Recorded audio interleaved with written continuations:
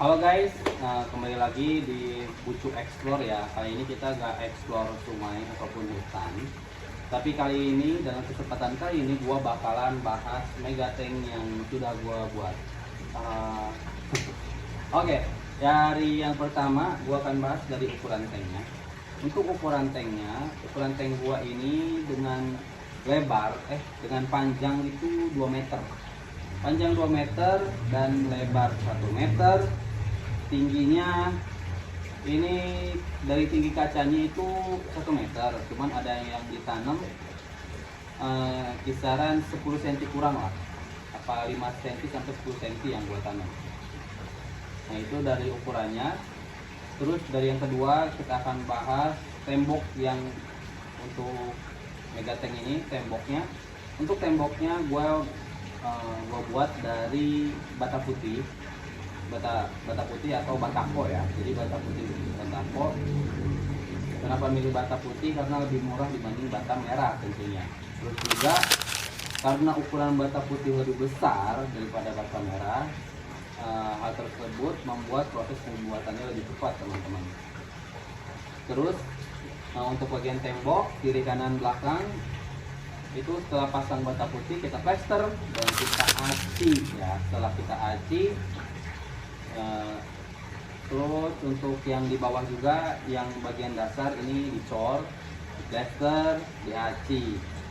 Nah untuk yang tiang, ini tiang kaca, ini yang bagian intinya ya. Untuk bagian kaca, tiang kacanya itu gua pakai ini coran. Jadi gua pakai cor yang di dalamnya ada besi untuk memperkokoh tentunya. Kenapa pakai coran ya? Tentunya biar, karena namanya fondasi ya, ini kan berat teman-teman, jadi wajib pakai coran. Kalau dari gua wajib pakai coran. Oke, sama yang bagian sana juga tiangnya dari coran kita plester dan kita aci. Nah untuk kacanya, ini kaca bukan template teman-teman, ini bukan dari template. Ini juga ukurannya 2 meter x 1 meter dengan ketebalannya 12 mili ya, 12 mili. Nah ini berat teman-teman ya.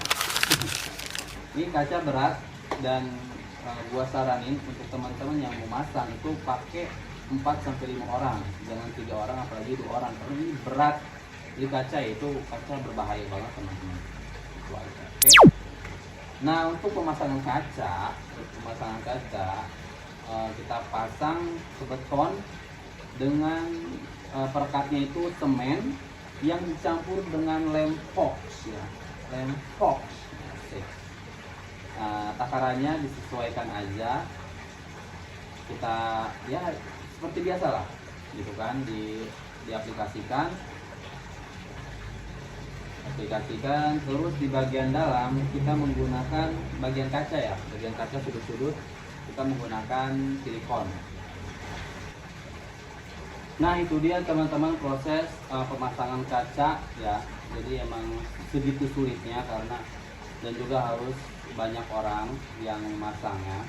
Nah untuk ini ya, ini yang tips juga dari teman gua sendiri. Dia menyarankan jadi kaca itu jangan langsung bersentuhan sama beton. Jadi ada bantalannya, dan bantalan yang gue gunakan itu busa dia tuh padat banget gitu ya, nggak lembek seperti spons apalagi, enggak, itu padat banget. Gue lupa itu. Oh mungkin tadi di video ada bahannya, sekarang kayaknya udah kebuang ya, sisanya itu udah kebuang. Jadi harus pakai bantalan teman-teman. Takutnya kenapa harus pakai bantalan? Jadi takutnya ada ya, moga aja gak terjadi ya, ada bencana lini ataupun gempa kecil ya. Takutnya kalau nggak pakai bantalan itu langsung bisa bikin kaca ini retak. Nah, karena ini harganya cukup bagi gue mahal ya. Ini bukan template, gua dapet di harga 900.000. Lumayan kan? Masalahnya bukan cuma kacanya aja yang mahal. Kalau ini kaca retak ataupun pecah apalagi ya, masangnya juga baiknya juga harus ngebongkar lagi lah, macam-macam ribet gitu kan. Lebih baik kita antisipasi, mengurangi resiko dengan memakai bantalan. Itu sih.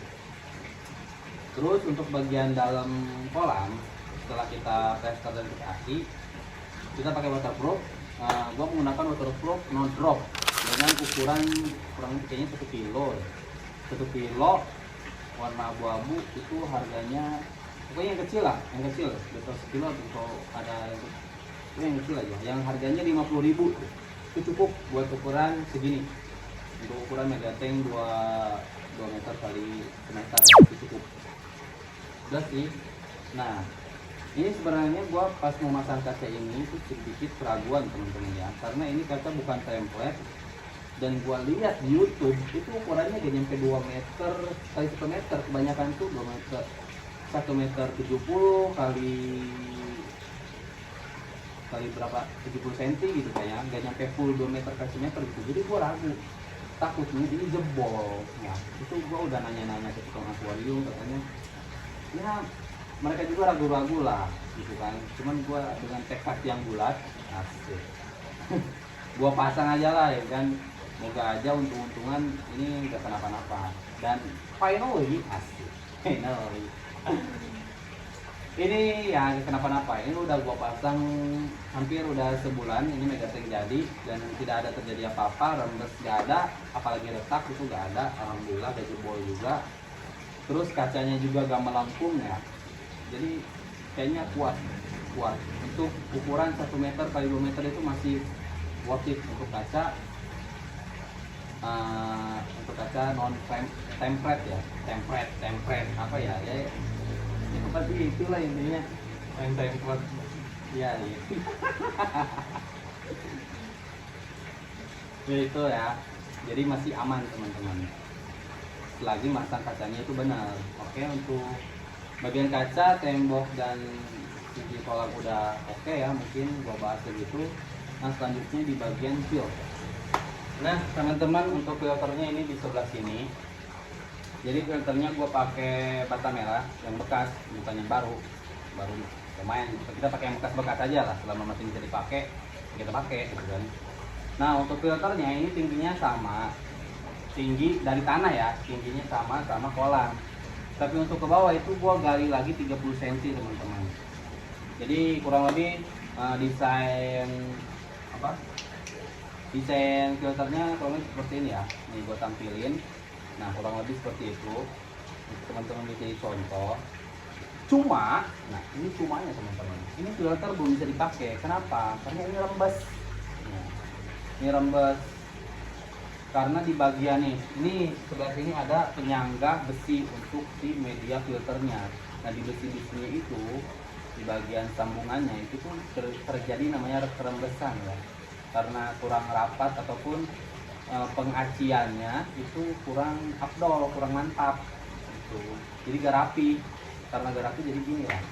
Terus untuk memperbaikinya juga gue tau ya, gue tau bisa, gue tau enggak, moga aja bisa lah, soalnya ini dalam banget teman-teman ya. Gue kasih contoh nih. Nah ini tuh di bagian besinya tuh teman-teman lihat ya. Nah itu tuh rembes di bagian situ-situnya tuh. Nah sama di sini juga ada. Nah itu buat penyangga si siuk lagi ya si media filter. Nah ini tuh gak kurang tuh tangan gua susah ya. Nah ini tuh dalam teman-teman, gua udah kayak gini juga itu gak nyampe.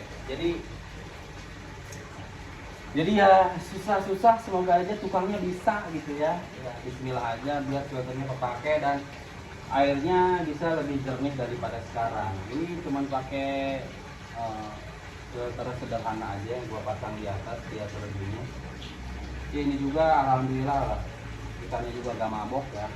Jadi semoga aja bisa diperbaiki teman-teman. Nah untuk air, ini air bagian airnya ya. Ini air gue bukan pakai air apa ya bilangnya ya. Ini air dari masjid teman-teman. Jadi ini air dari mata air ya. Jadi mata air masjid ini barokah ini. Air doa ini dari masjid. Jadi ini air dari masjid teman-teman. Jadi alasan gue bikin megatank itu sendiri karena gue punya air dari masjid.